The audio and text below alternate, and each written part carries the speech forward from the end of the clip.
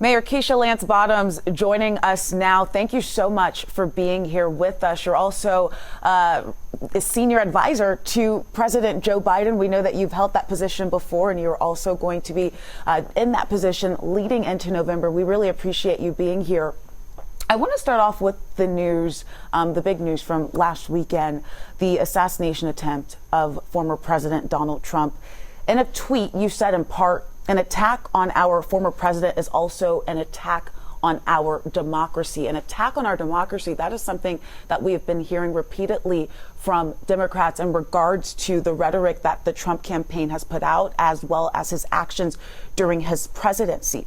Clearly, the political temperature was cooled off a little bit out of respect of what happened, right? But after J.D. Vance was announced as the VP pick, that temperature kind of kicked back up. We saw the president speak at the NAACP event as well. So is the temperature on right now? Are the political rhetoric for the Democrats, is it game on now?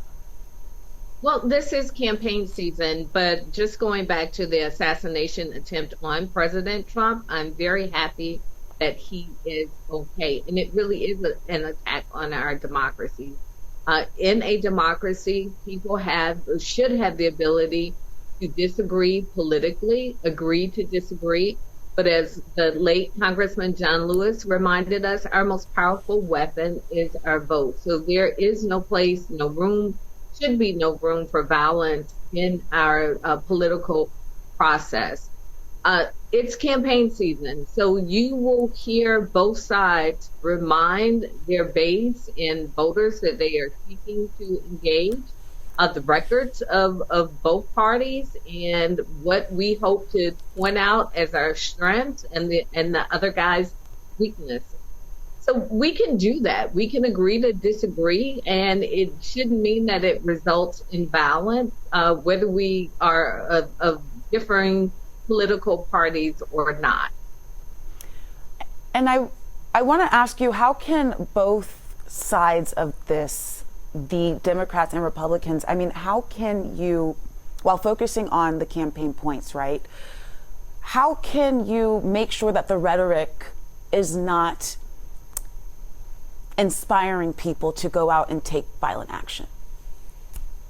I believe that comes from the top. And as the leader of the Democratic Party, President Biden has been very clear that things need to be toned down. And I would hope that former President Donald Trump would tone down things himself and also call on members of the MAGA Republican Party to do the same. You know, we've been seeing this notch towards violence go up under many circumstances. We saw it on January 6th. We saw it when Paul Pelosi was attacked in his home. We've seen a congresswoman shot. We saw Scalise and some other members of Congress attacked on a baseball field. And it's incumbent upon all of us just to be thoughtful about what tone are we setting as leaders. And I believe that we can have some very robust discussions and some very robust disagreements verbally, but reminding people, again, that in a democracy, there shouldn't be violence involved. You get to express your opinion ultimately by going to the ballot box and casting a vote. Mayor Bottoms, I want to ask you about this, just the confidence that voters have for President Joe Biden. We saw his debate performance.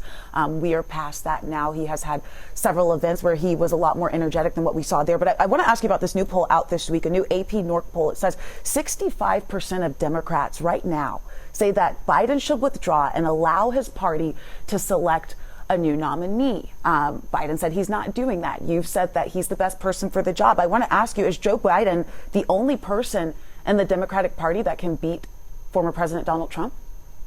President Biden has said that he believes that there are other qualified people out there who could also beat Donald Trump.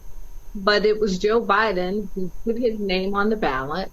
14 million Americans agreed that he should be the Democratic nominee, and that is where we stand. He's made it very clear that he intends to stick with the nomination that's been given to him by 14 million Americans. And the beauty of the Democratic Party is that we can have robust discussions without being banished, without being threatened, without being emasculated in front of people simply because we disagree.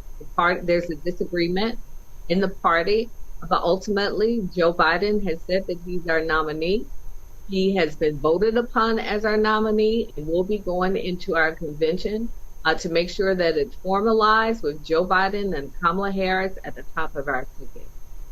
But is it true that voters could, those who've cast their vote in the primary, could feel differently now after different events leading up to the debate, especially when it comes to the voters? If the voters are saying we want a different nominee, should the president listen to that?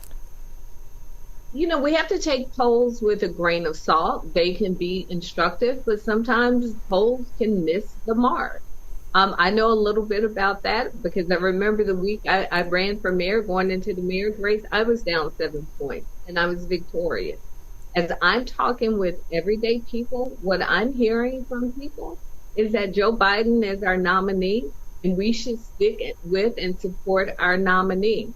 So I don't doubt that there are concerns about the president's age. I've also heard concerns about former President Donald Trump's age, but we are where we are. Donald Trump is the Republican nominee. Joe Biden is the nominee from the Democratic Party, and that's who we will be going into a head-to-head match with in November. And as a senior advisor to the president, what is your advice to help him gain that support, ignite that enthusiasm that we are just not seeing among Democrats right now?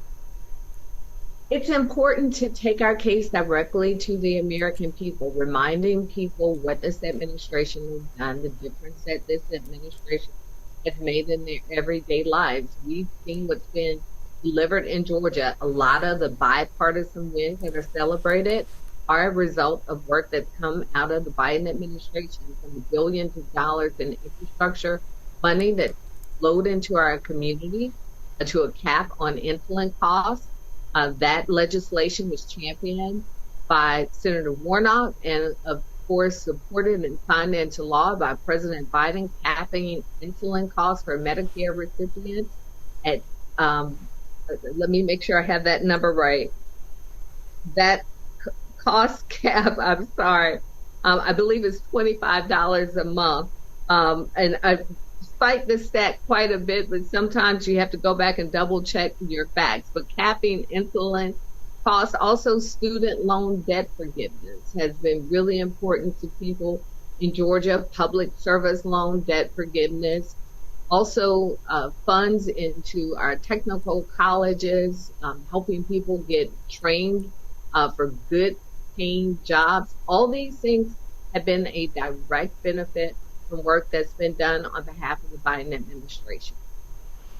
Mayor Bottoms, I want to bring things back to Atlanta. Of course, there's a lot of national headlines. A lot of people are saying that this election is going to go through Georgia, right?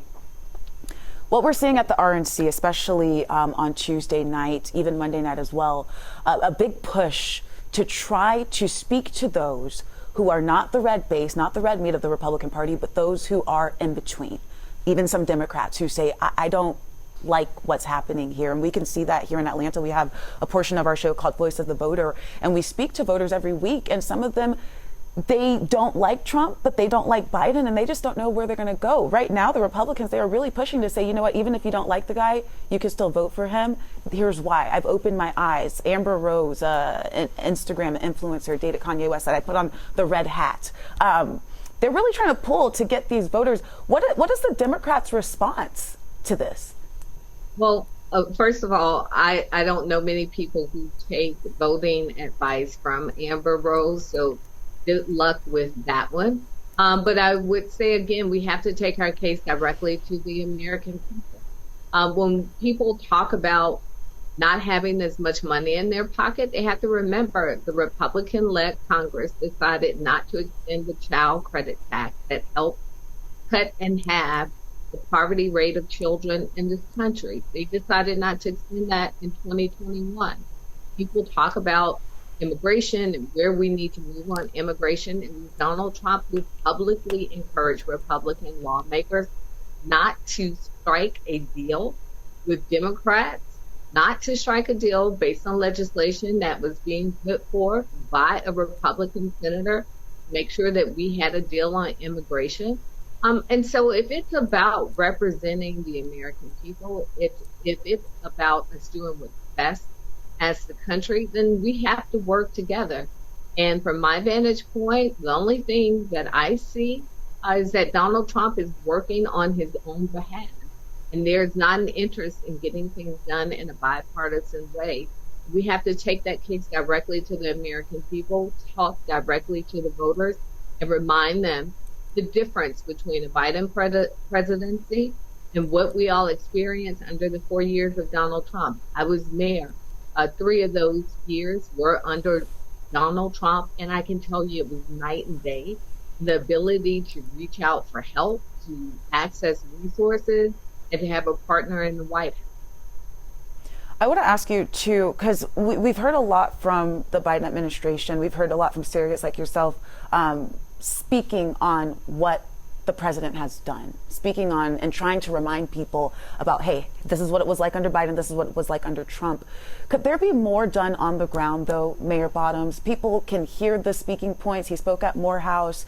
He went to the Waffle House after his debate, but and the only phrase I can kind of articulate this is he's talking the talk, but is he walking the walk, right? Is there more that he can actually do on the ground? Can a surrogate do on the ground here in Georgia to help those voters feel that? They hear it, but are they feeling it?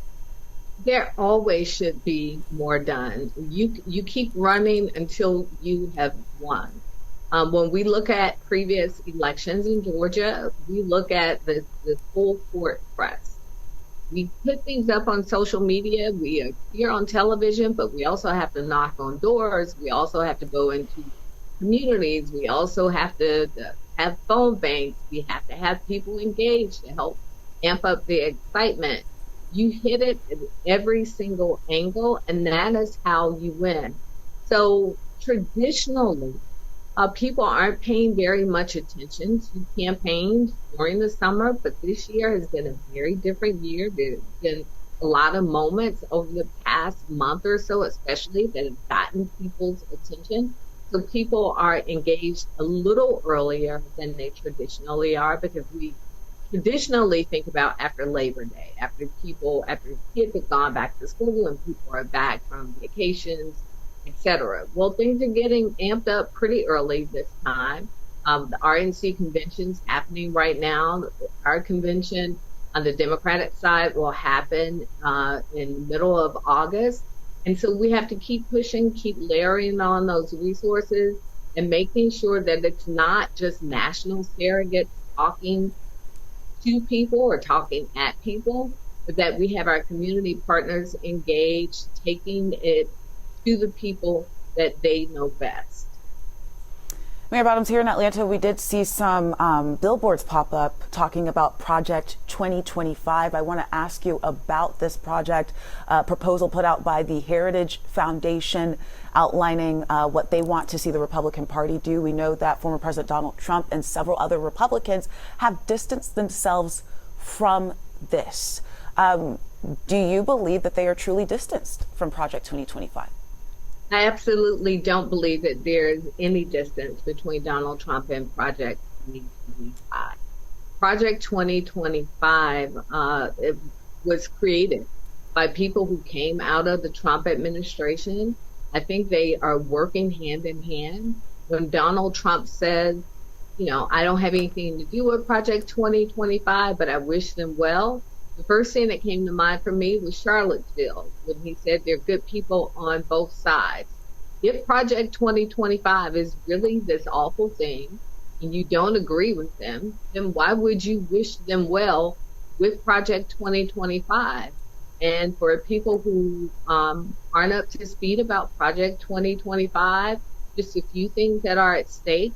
You're looking at a national abortion ban in Project 2025.